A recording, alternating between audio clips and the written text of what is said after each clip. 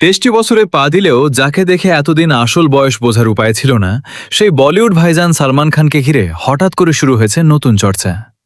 সম্প্রতি সোশ্যাল মিডিয়ায় ভাইরাল হওয়া একটি ভিডিওতে তার চেহারার ক্লান্তি ও বয়সের ছাপ দেখে আঁতকে উঠেছেন ভক্তরা।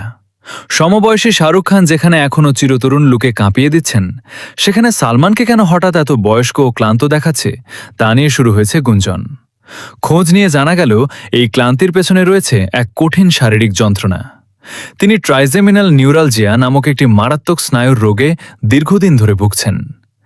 দেশ বিদেশের বড় বড় চিকিৎসকদের পরামর্শ নিয়েও মিলছে না স্থায়ী সমাধান।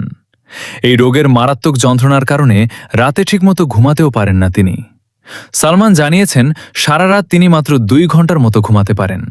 যেখানে একজন মানুষের দৈনিক অন্তত 7 ঘন্টা ঘুমানো প্রয়োজন, সেখানে মাসে হয়তো মাত্র 1 দিন তার পর্যাপ্ত ঘুম হয়। কাজের ফাঁকে ছোটখাটো সুযোগ পেলেই তাকে একটু ঘুমিয়ে নিতে হয়। বছরের পর বছর এই ঘুমহীনতা ও সহ্যনাতীত যন্ত্রণাই ফুটে উঠেছে তার চোখে মুখে। ভিডিওটি সামনে আসার পর থেকেই ভাইজানের কমেন্ট বক্স ভেসে যাচ্ছে হাজার হাজার অনুরাগী ও ভক্তদের প্রার্থনায়। সকলের একটাই চাওয়া, দ্রুত যেন সুস্থ হয়ে ওঠেন তাদের প্রিয় তারকা। সালমানের এই শারীরিক অবস্থা নিয়ে শুভকামনা জানিয়েছেন টলিউড সুপারস্টার দেবও। তিনি বলেন, সালমান একজন অনেক গুণী অভিনেতা।